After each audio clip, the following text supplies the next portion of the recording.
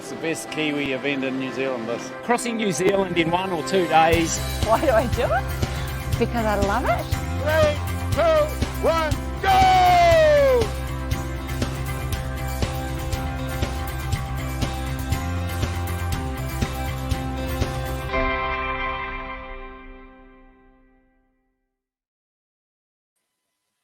Hi team, welcome to the Kathmandu Coast to Coast podcast season 4, episode 1. It's fantastic to be back. Tonight's show is proudly brought to you by Team CP, your endurance coaching specialists. And we're back for season 4. It's great. We're actually, Richard, we can actually say we're in the studio tonight. We're actually side by side here, people, for the first time ever. Yes, look at that. That's good, isn't it? How about that? The technology is definitely picking up. This media budget, I'm not sure, maybe it's fallen off the back of the truck or stolen. It's we'll just roll with it. We'll just roll with it. And it's great to be back for the 2022 Kathmandu Coast to Coast. Well, it'll be the 2023 Coast to Coast. Yeah. We're in 2022, so looking forward to another great event coming up. Of course, last year there was a lot of people missed out, Richard, with COVID. So great to think that we're well past that nowadays, and it's just going to be back to our old normal coast to coast. Yeah, that's right. And I think when we talk to Glen Currie shortly, I think that's what he'd be really looking forward to. Just a normal coast to coast, please. Thanks very much. After running up viaducts and this whole COVID situation that we've had, it's hard to even think we were there now. But it's pretty exciting to think of the summer that we've got ahead of us and the coast to coast season come the training that we've got to do, and then also 2023. Yeah, and motivation's probably been one of those things for those that have missed out. Either that or you're bubbling with twice as much excitement, maybe. Yeah, that's right. I think it'd be quite a bit of a mixture. I think we've got quite a few people that are helping out overseas, and they're like, "Hey, hooray! I can finally come and do this." So that's pretty exciting for them. And then maybe those that are on the other end of the scale that, hey, I was prepared and ready to do the event and then actually didn't get an opportunity to do that. And now I'm going to keep training, and it's been 18 months of this and I still haven't done the event. So it's quite a big spectrum, I think, out there in terms of the energy and enthusiasm. Well, as we know, it's one of New Zealand's favourite events, the Kathmandu Coast to Coast. There's nothing like getting yourself from the west coast of the South Island all the way across to the east coast under your own steam, Richard. A bit of running, some cycling, mountain running, kayaking.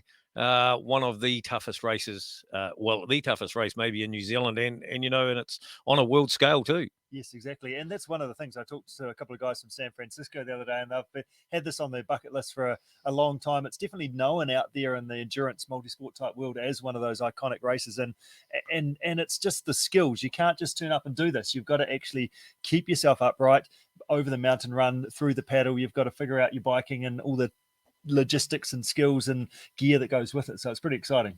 Oh, well, I'm privileged to be sitting alongside you again, Richard, and here for season 4 of the Kathmandu Coast to Coast podcast, brought to you, of course, as you said earlier, by Team CP. So shall we roll season 4? Yeah, I think we should. We should. And hey, we'd love to hear your feedback as well as we go through this podcast series. If you've got questions, if there's things you'd like us to talk about, definitely flick us a message and share your thoughts. Give us some feedback, and we'll definitely roll through that. This podcast is all about helping you learn and get an understanding about what this event is actually about and how can I do it better. So that's what we're here for. So let's make sure that we answer those questions. Yeah, excellent. Well, episode 1, season 4, Rich. Who have we got? What's on the board, Miss Ford? What's on the board, Miss Ford? So we've got 3 fantastic guests tonight. We're going to kick the show off with Race Director Glen Currie. Nice. We're pretty keen to sort of see how preparations are tracking, what to look forward to, and what's the weather forecast he's ordered for this year. So that'll be interesting. So we're going to kick off with him. Next in line, we've got Warrick Wood, who's a lecturer at Massey University and High Performance Sport New Zealand as a mental skills trainer. So we're going to talk to him about that whole motivation piece and how do I kind of keep training and where am I at to help us. In October, it's still a long way to go to the race. We've still got sort of 4.5 months, 5 months or so. So how do we kind of keep that momentum and really get stuck in? So that's sort of our key question to him. And then we're going to wrap up the show with Sophie Beaumont. So Sophie, we followed her through season 3. Didn't quite get to the start line, unfortunately, because we wasn't able to. And so we're going to talk to her, sort of see where she is at now and get a bit of a feel for her motivation levels and what she's looking forward to. Nice. So, without further ado, you ready to roll? I think we should crack into it. We'll bring Glen in and welcome Glen back to another season of the podcast. Glen Currie, Race Director, come on in. How you going, guys? We're very well, Glen. Very well. Yourself? Yeah, I'm very well, thank you. Yep, yeah. A fairly bleak Canterbury day here, but otherwise very well. Not really training weather out there, was it? No, and yeah, I heard in your intro you mentioned athletes and the motivation, and coming into the race second time, 2 years in the making, I suppose. So really tough, and also I appreciate anyone who's lived in Canterbury and potentially a fair chunk of New Zealand this year if you are competing, and it's been a tough winter too. So hats off to everyone who's still out there working towards that finish line, I suppose. I heard someone today say that we should make the most of the rain that's here today because they're predicting a dry summer. Yeah. No, February, second weekend of February apparently is meant to be a blinder. So it's going to be a solid river flow and a perfectly sunny day is what I've heard. So yeah, so that's what's ordered. Good work. That's great to hear. Any changes, adjustments, sort of additions, plans for 2023 that you've got up your sleeve that you can maybe share us with? Nothing too major, Richard. There's a few things. The handbooks will be released sort of end of November. So we have our safety meetings at the start of November, and we can do any final updates from those. So if people do have questions, the handbooks, last year's handbooks are online, and there's not usually a lot of changes from those anyway before this year's are released. So by all means, start having a look through those now. No major changes in terms of the race structure from what we had planned last year, really. So it will be, if we can get this, when we get this event underway, it will be the biggest event in the history of the event in terms of athletes and support crew. So be aware of that. And just think big numbers and sunny days. Sunny days, I like it. And is the big numbers, is that because we've got the 3-person teams going on and the longest day teams and the mountain run? Is it just because not so much. It's more we've basically got, over the last 4 or 5 years, we've had our concession with the Department of Conservation extended, so it's been increased, and we haven't actually been able to pull off a year where we've been able to use all those concession numbers. So this will be the first year we've been able to do it. So that's really why the numbers will be at capacity. Mm-hmm. What's your sort of feel like as race director? You get a bit of a feel for how people are tracking and what's happening out there sort of amongst everybody that's doing it. So what's the vibe amongst participants out there at the moment? Yeah, well, I sort of try to keep tabs on it, and I've got a lot of friends too that are entered in the event, and they're up to do it for their second time this year. So I can probably appreciate, and a lot of my mates have said, I'm rolling into another summer of training again for the coast, and I appreciate the commitment that it takes with family and work, etc. And when you've got to do that for 24 months, it's even more difficult than doing it for 12 months. But I've sort of said to my friends and stuff, whenever you cross that finish line at New Brighton and you've committed to a Kathmandu coast to coast, it is possibly one of the most euphoric feelings you will experience. And I think after putting 24 months effort into it, it will probably be an even bigger buzz, to say I finally did this, and and for everyone's families and friends and colleagues, etc., that have also made a lot of adjustments to their lives to enable each person to do it. It'll be a big buzz too. So we're pumped on getting a good event out of the way and putting on a great experience for all those people that have put 24 months effort into getting to this event. We're pretty excited. Nice. And we're all about learning, as we mentioned at the top of the show. Have you got sort of any key advice from your experience, obviously as an athlete and as a parent and as a race director, for somebody that's looking to, hey, we're here now in October and we need to go and work hard and do our best over these next few months through to February? Yeah, absolutely. I suppose probably as race organisers, last year was really tough on us too. We plan this for 12 months of the year. People always ask me, like, when do you start planning the event? And, it's basically the first Monday after the last event, so it's 12 months of planning. And the reason why you do that is for that 3 days. Well, it's about 5 days of the event for us. And that's why we spend the whole 12 months, because it's such a good buzz, like that 5 days for us as well. And so that's why I keep coming back to do it again, I suppose.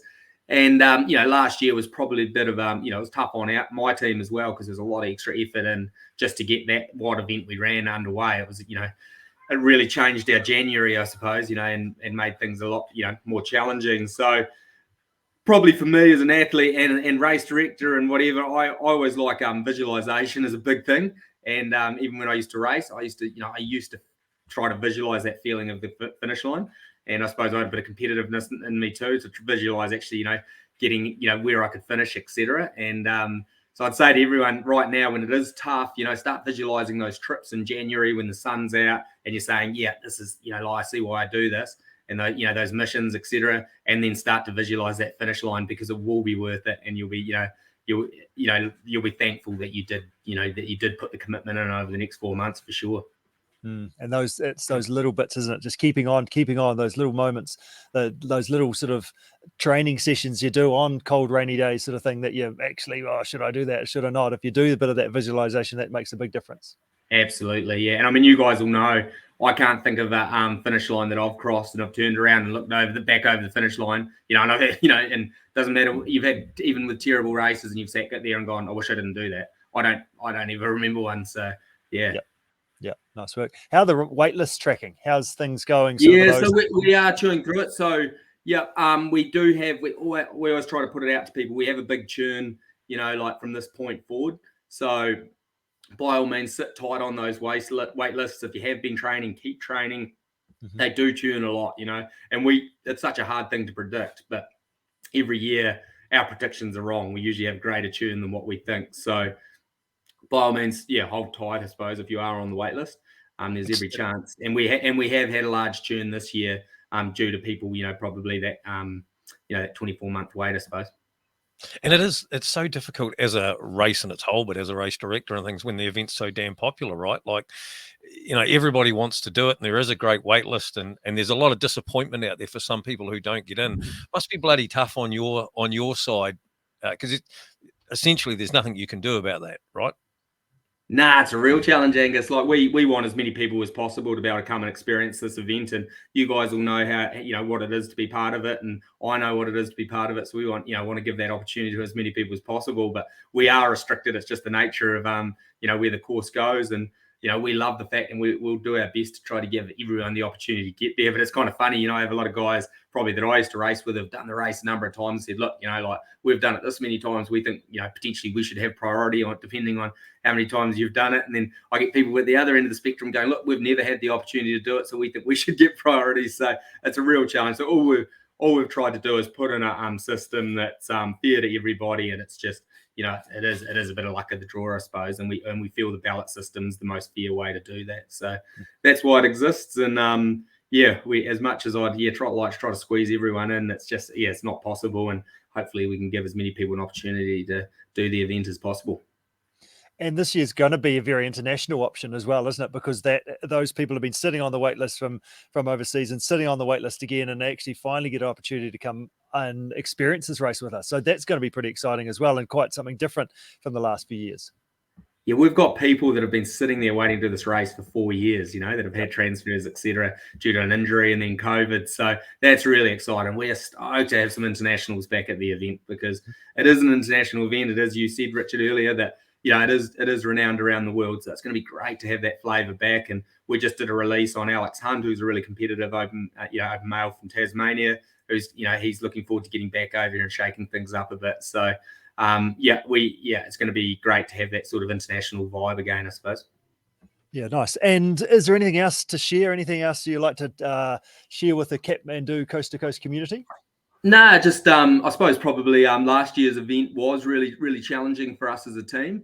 But like to basically have the COVID call made 2 weeks before the event in terms of the restrictions, etc.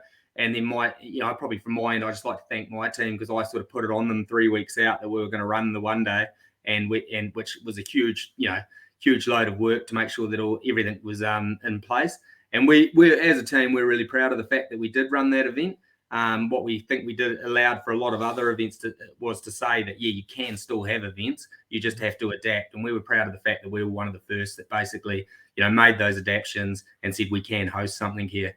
I definitely probably had, I sat there and questioned it when I had a river that was flowing at sort of, I don't know what it got to in the end. It was 600 or 700 cubics, and we were 2 days out. And I was just like, why did I not take the opportunity just to cool this off when I had a chance? And it just felt like everything was against us. But I got to experience a lot of people come across the finish line who had committed to a longer stay, probably only ever had one in them, and we're really stoked that they actually got to put a lot of that training to work, even though it was a really different course, and hats off to those people that got there. And we definitely, probably as a team, we're a little bit, we're probably a little bit perfectionist, I suppose, as a crew, and we're a little bit disappointed about last year because there were so many changes and there were things that were, we didn't foresee happening that were a little bit out of our control, and now we know how to fix those in terms of that Plan B course in the future. So we're a little bit disappointed there, but I probably take the opportunity to thank my team for the efforts they put in last year. I've only just uncoiled from the fetal position, so I haven't really had a chance to do this. So, so thanks to my team last year, and as a team, we did sit down and we're really proud of what we did. And I hope for a lot of that 180 competitors that did get to do that, we did put on a decent show where they felt like that they'd been rewarded for the 12 months of effort they'd put into getting to that start line. So and we're really excited about February. I'm excited. I sort of had a couple of sunny weekends, and I've been out for a jog myself, thinking, I can't wait to have a COVID-free, super sunny day. And I'm looking forward to being at Klondike Corner on Friday night and looking at everybody camping after they finish that first day and saying, "Yeah, we're back." I'm pretty pumped for that moment. So if you see me walking around 5:30 on that Friday and it's sunny at Klondike, I'll probably have a big grin on my face because that's what we're searching for that at the moment. So can't wait. Bring on 2023. I hope everyone starts getting some good training in and starts enjoying the journey again to that start line, because it is a fun journey. So enjoy every moment of it. Well, perfect. Hats off to you guys. You did run a fabulous event last year under the most trying circumstances, and it really was. I was deep in the midst of it, and saw your guys going to work and the effort they were putting in to get through all the COVID protocols, to get through everybody. What was really interesting was the Plan B course, at the top of our porters there where the feed zone was there. That was a really interesting place to be. There was a really good atmosphere going on there as people were trying to find a park, but a really cool atmosphere there. And even at Klondike, as you watch the one dayers come through, that was, even though they had to be on the other side of the road, the spirit was so high there. There was probably only one bit of feedback that I got, Glenn, and that was that they love to see the media man with the mow out there, but some of them said, geez, we'd love to see you at the top of Goat Pass there and give us a bit of a cheer on next year. Yeah, we'll see how you go, Angus. You're working hard to earn that part, but that spot. But we'll see how we go there. We might have to arrange something this year. But I know I saw porters early on. I only saw it when the top guys come through because I had to get to the next transition. And then I've had a bit of feedback about that area, and potentially it wasn't, as a race director, when it all comes down on your shoulders, there was probably moments out there that it's probably best I didn't see by the sounds. But it sounded like a great place to be if. It sounded relatively exciting. It was a bit of almost Tour de France stuff going on there, people running up the hill with them in bits and pieces. It was pretty cool. The other burning question for 2023, Glenn, is has my old co-host here, me sidekick, has he got an entry in, Rich? He told me he wasn't going to run the podcast until we sort of made sure that he had got an entry. So we had to sort him out this week, Angus. But he's back, and I think Richard would probably agree. He probably put a fair effort into last year's event, and he probably can relate to everybody out there, being told 3 weeks out that it wasn't going to happen. So he's probably the ideal person to speak to. So, and he's probably just like anyone else sitting there at the moment going, well, do I want to commit another summer to this? So I'd say he's probably the guy to talk to really in terms of that space. So get out there, get in some other events. There's plenty of small events around, and bring on summer. Let's get this Christchurch snowstorm out of the way, and get stuck in and just start yarning to some other people that are doing the event, and you'll fire each other up, and get out and go on some adventures, and look forward to seeing you run in February. Well, I think your enthusiasm right here, right now, Glenn, has hopefully fired everybody up. It's already fired me up about it going along. So that's great to hear. It's awesome that we're back. It's awesome that, 2023 is looking so bright. We thank you so much for joining us here on the podcast, and we look forward to a couple more updates throughout the season and as we lead up to the big day, mate. Yeah, cheers, team. And I look forward to hearing the guys talk on the podcast too. So excited. And as Richard said earlier, these podcasts are for the competitors. So if there's any information about the event or anything you would like, or anyone you'd like to hear speak to the event, then let us know, and that's the whole concept of it, is to help you out. So yeah, let us know and we'll see if we can make that happen. So thanks very much. And yeah, cheers, guys. And yeah, I look forward to listening to the other guests. Thanks, Glenn. See you, mate. Well, Just Rich, like how about that? So, touching on you there, getting another shot at it. How's those old knees going, man? You must have worn those things out by now. Yeah, they had to have a bit of. Well, it was actually really interesting because obviously the event got cancelled. My bottom lip went out. What's the point of training? A long way. And then basically I did my back, and it was just like February, March wasn't good for me. I had my bottom lip out. It was just a bit ugly. So it's really amazing, isn't it? When you sort of start to get back into things and a bit of training, your body's better, your mind's better. It's just like I'm in a much better place. So yeah, February, March wasn't flash, I have to admit. So along the same lines of everybody else, I think that sort of fell over at the final hurdle that couldn't quite make it. Yeah, a bit disappointing, but the old knees, they're not doing too bad. Yeah, been going good. But must have been good to just be back behind the scenes just a little bit there too on that big longest day there. I saw you out there supporting some athletes. Yeah, we had an athlete, Megan, from up north, that her support crew pulled out because they couldn't make it because of sort of COVID situation. So okay, we'll go and support her. So that was really cool, to being part of that and helping someone out, but just being part of the event. As you mentioned, like at Klondike Corner, it was super cool. The vibe, the officials helping people get through, counting down, can we make it? It was really good. So great to be involved in. Wouldn't miss it. It's I think I've only missed one in the last 25 years or something like that, and that's when we're overseas. So I've been involved in every different angle of the event in some way, shape or form. So it's awesome. You're almost Mr. Coast to Coast, aren't you? Not quite, but almost. Almost. I said almost. What do you reckon? Do you want to give our next guest, Warrick, a bit of an intro, give him a bit of a build up? He's got some big shoes to follow after our very enthusiastic Glenn. Yes, absolutely. So Warrick, as I mentioned at the top of the show, mental skills trainer for High Performance Sport New Zealand. Listened to him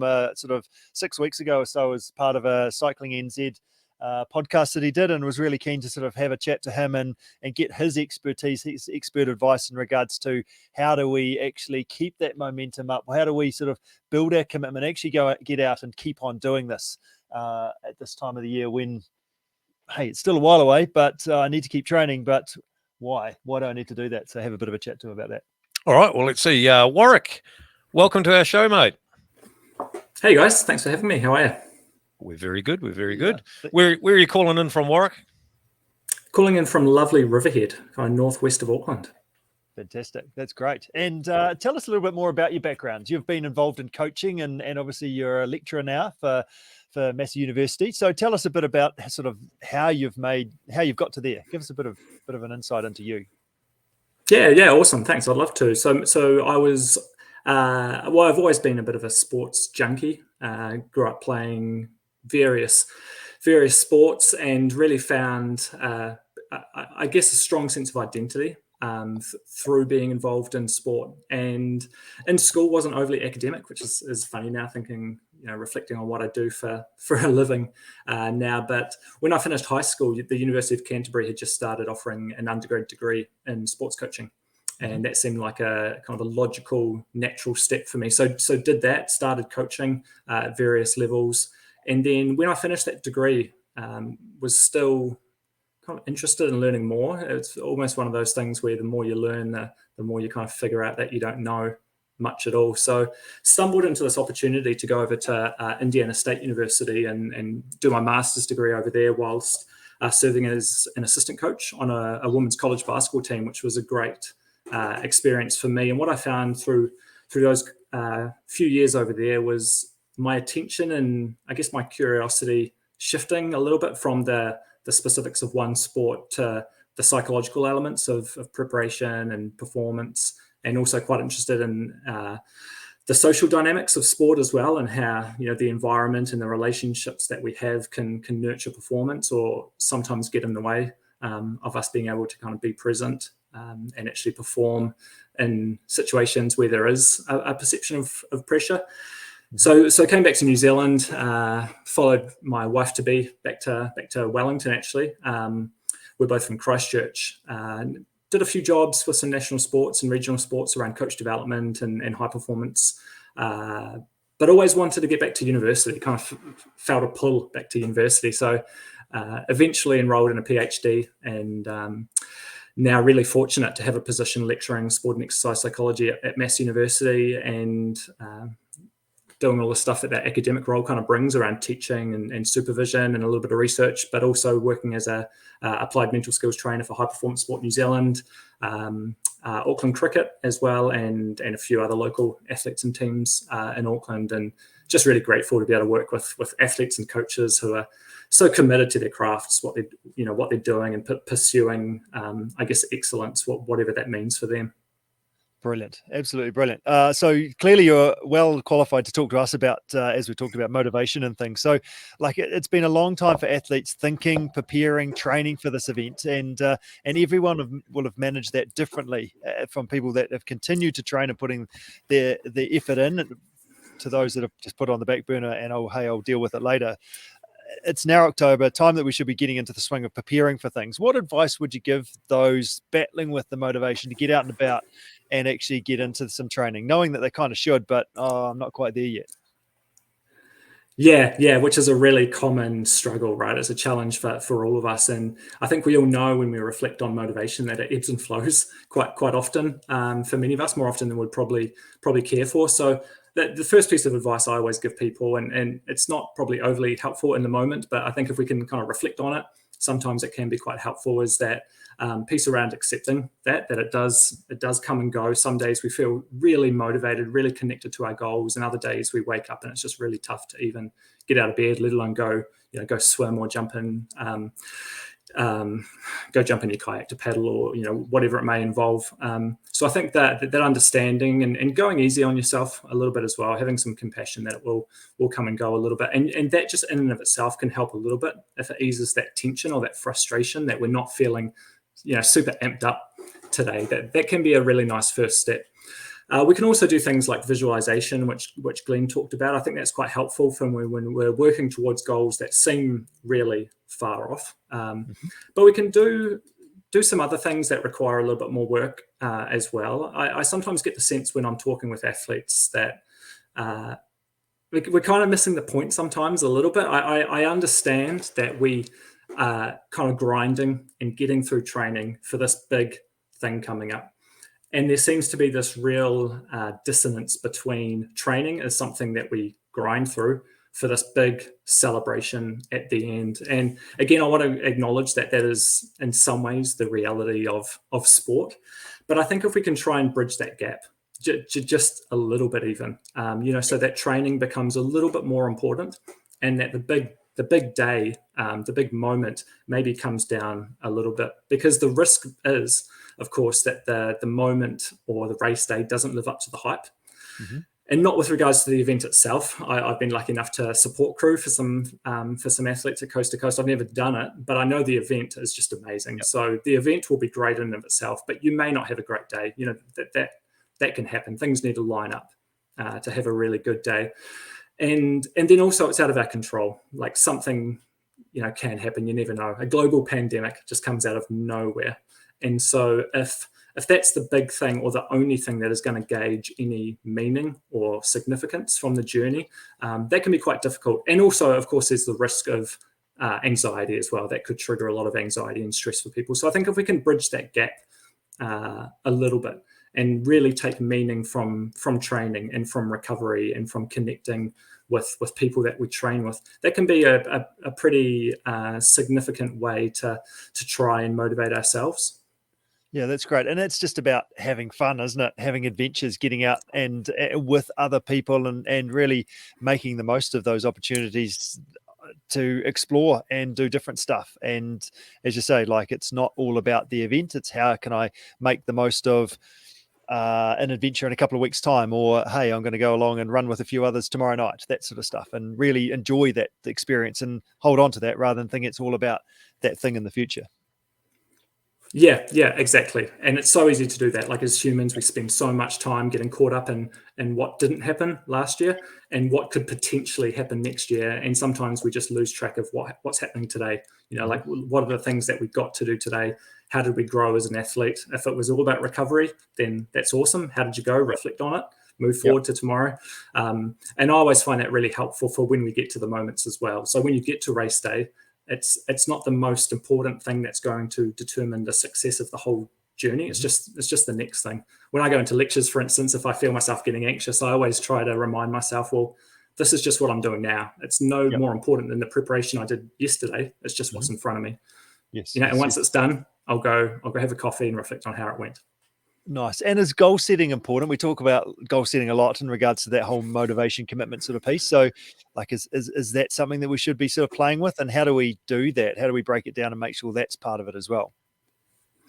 Yeah. It is something. The research is quite clear that goal setting typically has quite a positive impact on things like motivation and intensity and adherence. So that can be really helpful with regards to maintaining that sense of connection to what it is that we're doing. So gaining some clarity around what it is that we want to accomplish. And that can help shift our focus too from any stresses and anxieties from what we don't want to happen to the things that are actually within our control around sleep and recovery and nutrition and things like that. So I guess shifting focus from things that aren't in our control to things that we can, hopefully measure. It's helpful if we can measure it, and if we have some long-term goals and also the shorter-term ones that we can check in quite regularly. And I think everyone's got a fairly good understanding of how to do that. But sometimes we lose focus of the psychological benefits of actually doing that and going through that process of setting those goals that are pretty challenging but not too hard, and kind of ticking those boxes or crossing them out, however you want to do it, which can have quite a profound shift in terms of your self-talk and hopefully nurturing a real sense of optimism that things are going to go well. Yes. And it's also just, I guess this is what this podcast is about. Yeah, we all know about that, but actually, you probably haven't thought about that. Maybe I should do a bit more of that. So even just those things are good. And just having those little stepping stones that I can set some little targets for me and during this month, that will help me line up for the following month as well. Next question is like around the fear of failure. That like the fear of failure is a great motivator for those that haven't done this event before. But for a lot of people, doing the 2-day last minute, can't do it anymore. And hey, that was the main motivation from last year. But this time around, actually, I've done the training. I've pretty much almost done the event. I've been down the river and been over the mountain run and things. So I found it's often really hard to motivate you the second season you go and do the same event, because I want to do better than what I did last time. So those people that didn't manage to do the event last time have kind of already done it in a way. So that initial motivation of that, oh my God, can I actually do it, is probably gone now, because subconsciously you sort of know you can, even though you're not 100% sure, you kind of know you can.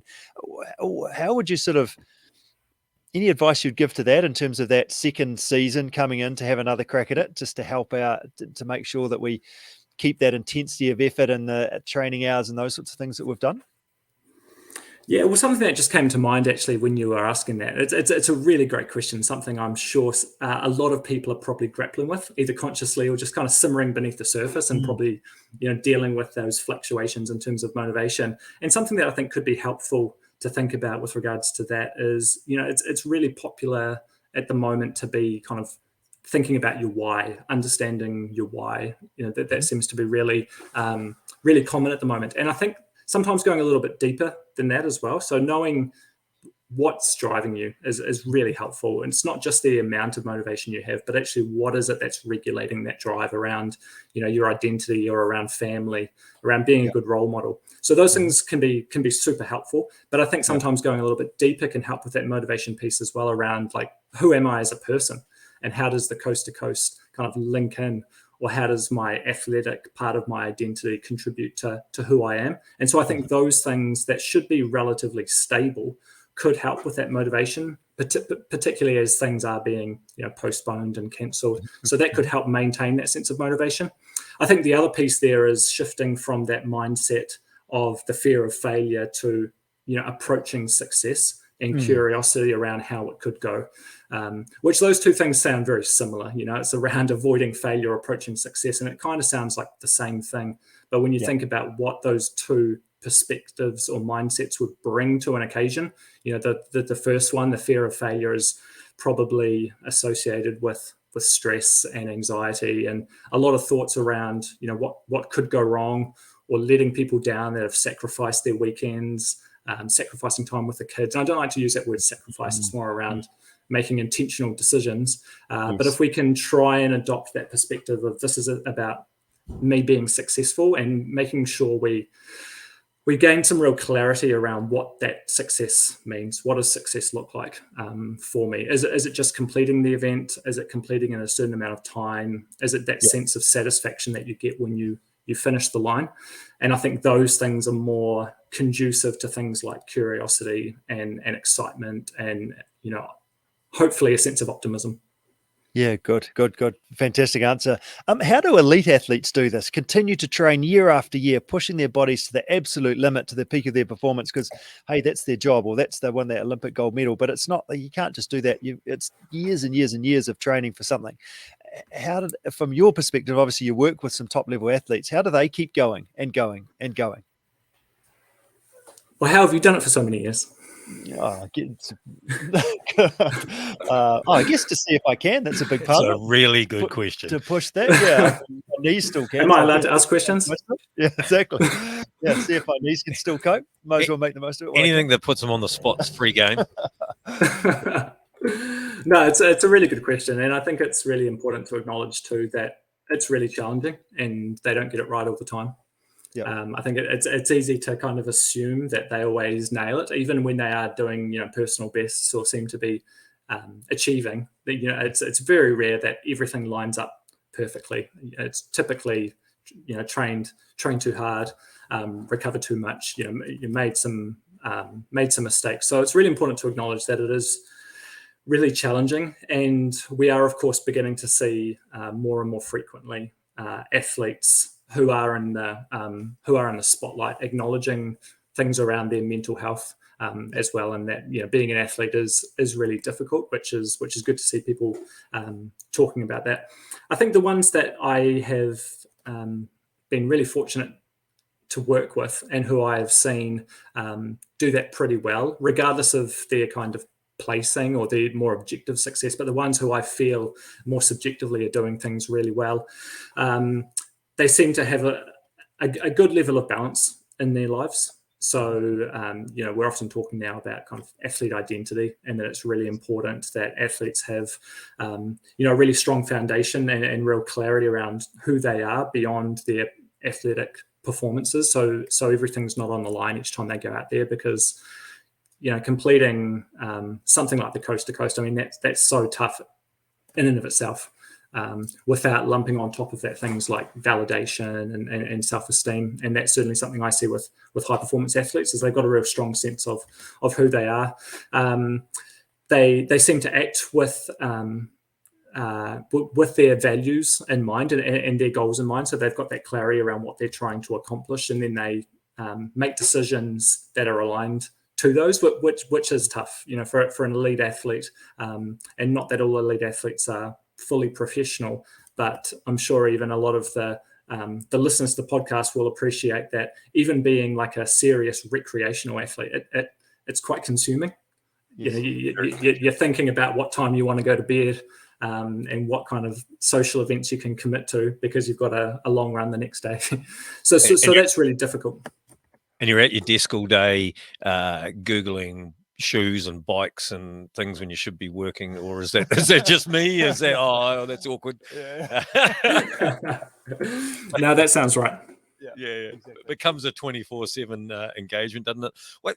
What sort of advice would you give athletes like 4.5 months out now from the big day? There's a lot of focus still to have, a lot of ebbs and flows that they will go through from here on in, really, isn't there?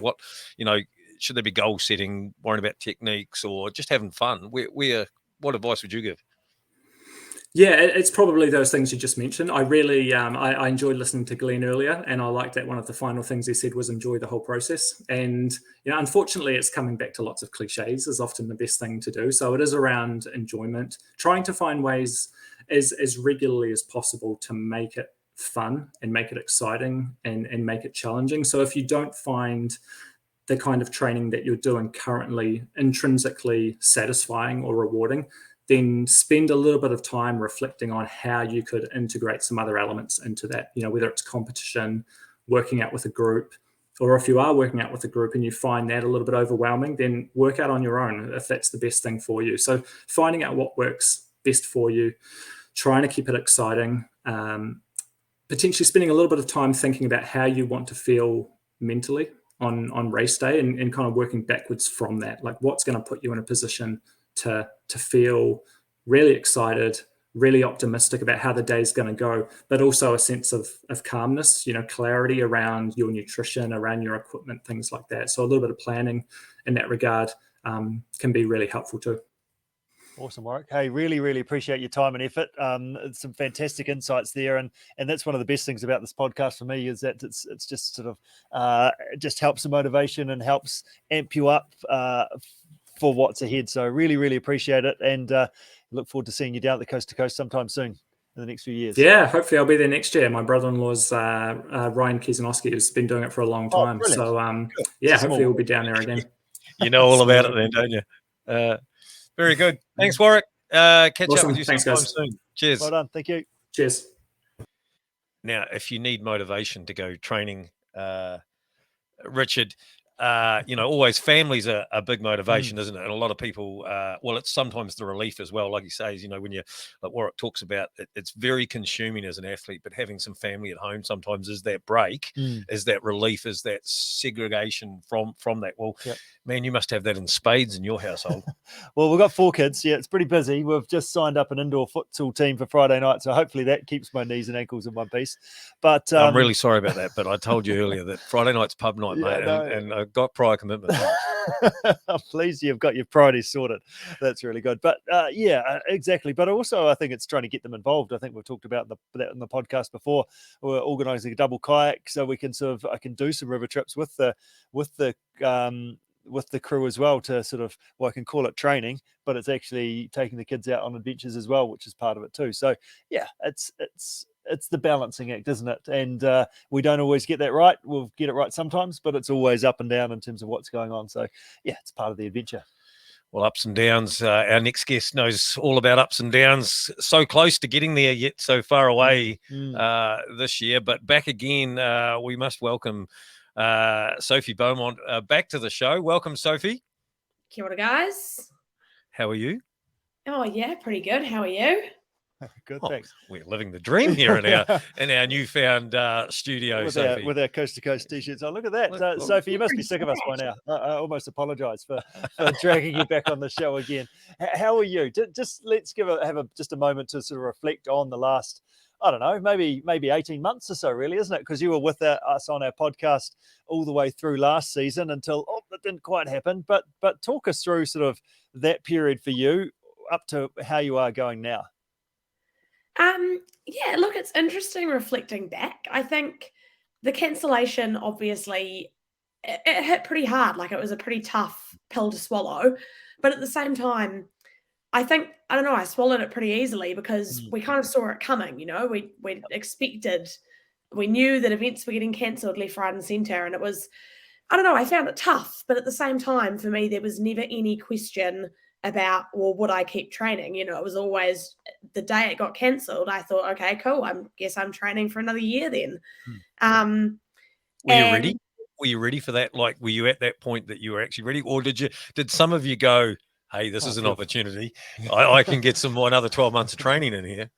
I mean, are you ever really ready for an event like Coast, right? No. Like, I don't know. I think I was ready. I was doing it in a tandem team. We'd put the work in. We just wanted to tick it off. But it's cool. I feel now, another however many months of training down the track, intermittent that might have been, I am more ready than I was, at the start of February. So that's actually a really cool position to be in.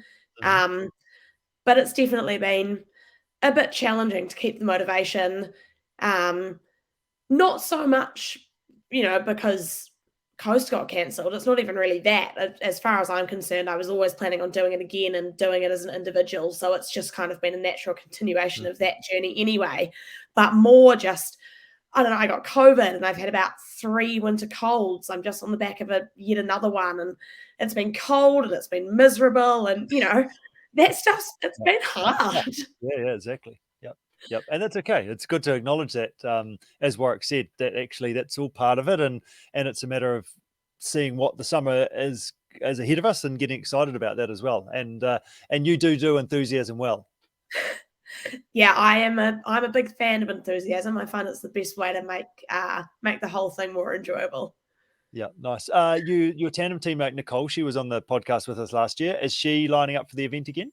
She is lining up tandem with her dad, which is really cool. Awesome. He did the event about 20 years ago, and so they have signed up as a tandem team together, which is really good. It's actually worked out really well for all of us because he was, pretty stoked to get a spot.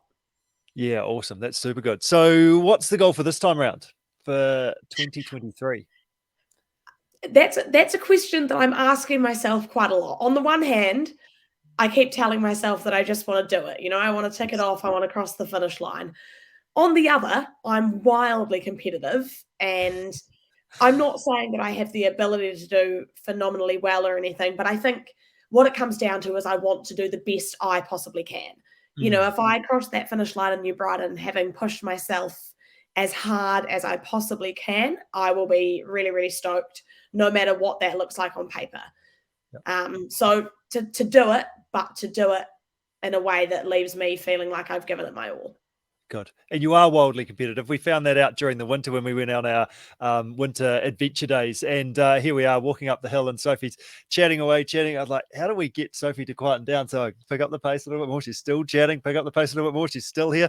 Oh, my goodness. And I'm blowing. I was like, okay, I have to go faster again. And I finally sort of got things to quiet down a little bit. But you wouldn't let go. You wouldn't let me get away. It's so good. Oh, look, it was a good time chasing you up Mount Summers in particular. No, that's fantastic. So how has your training been going? How have you been getting on in terms of your running and your biking and your paddling? Yeah, look, pretty good on the whole. I've had to learn to paddle a single kayak. That's been quite a steep learning curve, but I've done a couple of Woodstock trips and stayed upright. So that's been good recently. Running and biking, I really enjoy. Like, I have tried to look on those, especially throughout the winter, as not training as such, but just going out and doing something that I enjoy doing. So my big thing basically until about the last month has been I'm not really training towards coast. I'm just keeping fit, doing stuff I enjoy doing. And I always said that come sort of September, October, that's when I would start actively training, which is, I guess what I'm attempting to do now. Good. And what have you got planned for the next month or so? A couple of races in the next month, which is exciting. Lining up for Salmon Run, which was next weekend, which will be fun down Rakaya, and then the Wanaka Multi event at the end of October. So 2 races, 2 weeks apart. First time that I'll be racing anything multi-sport by myself, which is a bit daunting, but really exciting. Yeah, fantastic. So that helps that, like, as we talked about with Warwick, that sort of motivation and sort of the little goals to go, right, I'm just going to get to there and I'm going to learn some stuff from that, and then it'll help me off to the next one, and away you go. And also great just to get a feel for what it's like standing on the start line by yourself going, okay, I'll go do that and that and that, and rather than and how do I deal with those nerves, all those sorts of things. Yeah, they'll be good learning experiences, I think. Brilliant. Fantastic, Sophie. Have you done anything, or have you thought about anything different, like, to what you trained last year? I know you're not doing it as a team, you're doing it individually, so I suppose there's some differences come there, but your learnings from a year's worth, are you going at this in any different way or just the same? I think I'm definitely trying to train a little bit smarter this time around. I have a bit of a sort of rip, shit and bust attitude, and I'll just go until everything crashes out. So I'm trying to be a little bit smarter in my training and not burn myself out.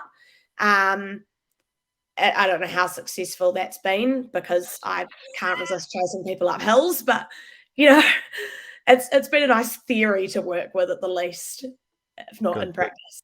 That's right. And we get it right sometimes and don't get it right others. But as long as you're having some fun doing that, that's awesome.